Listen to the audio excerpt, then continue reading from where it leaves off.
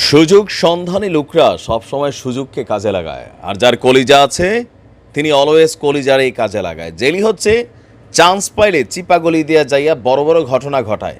তবে জেলিরই একটা জিনিস পজিটিভ আমি দেখি কোনটা, যাই হোক আমি পুতিন কাকুর ফলোয়ার হলেও জেলির যে যুদ্ধ পরিকল্পনা কৌশল সেখানে একটা পজিটিভ দিক আছে, সেটা হচ্ছে মাঝে মাঝে ঘটায়, কিন্তু এমন ঘটনাই ঘটায় যেটা পুতিন কাকুর আতে কলিজাত গিয়া ঘাও তৈরি করে। আর রাশিয়া যেটা ঘটায় সেটা তো ভাই আলাদা একটা ডিমেনশন। দর্শক, আজকে আপনারা জানেন যে পুতিন কাকুর দুইটা যুদ্ধজাহাজরে ধরছিল কে?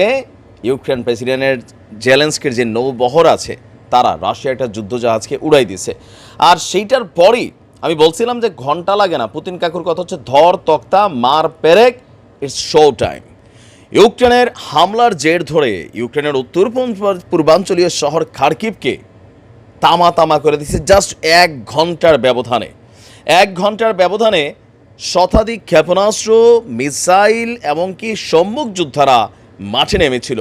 আর এতে সেখানে 7 জন নিহত হয়েছে। ইউক্রেনীয় সেনাবাহিনী তাদের বেশ কয়েকটা ইউনিট যেগুলো ছিল মানে সামরিক ঘাঁটি, সেই ঘাঁটি হারিয়েছে। কয়েক বর্গ কিলোমিটার জায়গা তারা আজকে দখল করে নিয়েছে রাশিয়ার সেনারা।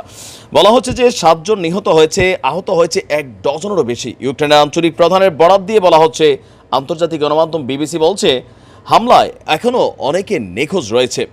ইউক্রেনের দ্বিতীয় বৃহত্তর শহর, এখানে আজকে 1 ঘন্টায় 15 বার হামলা চালিয়েছে রাশিয়া। ইউক্রেনের এই কর্মকর্তা এই অঞ্চলটির লোকজনকে নিরাপদে নিয়ে যাওয়ার জন্য বা নিরাপদে থাকার জন্য আহ্বান জানিয়েছেন।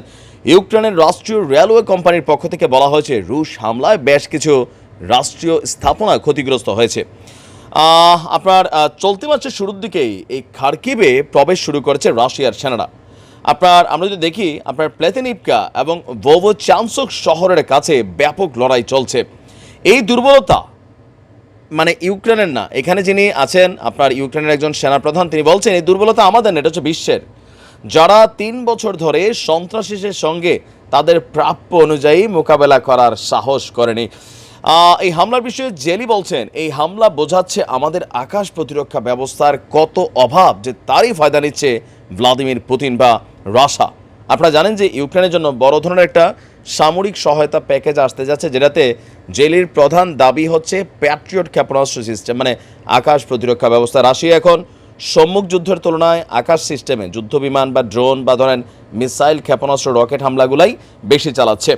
বিশ্লেষকরা বলছেন এভাবে চলতে থাকলে আর আগামী সপ্তাহ খানেকের মধ্যেই খার্কিভ রাশিয়ার শতভাগ দখলে চলে যাবে। এ পর্যন্ত সর্বশেষ তথ্য বলছে খার্কিভে আজকের হামলায় যতটুকু আর আগের যে যতটুকু জায়গা দখল কমিশন মানে শতকরা অনুপাতে নিলে অলরেডি প্রায় 40%-এর উপরে জায়গা রাশিয়া দখল করে নিচ্ছে। আর এই অভিযান চলমান থাকবে। জেলি কাকুরে গুছাইতে হিসাব করে খোলাও। খবর আছে কিন্তু।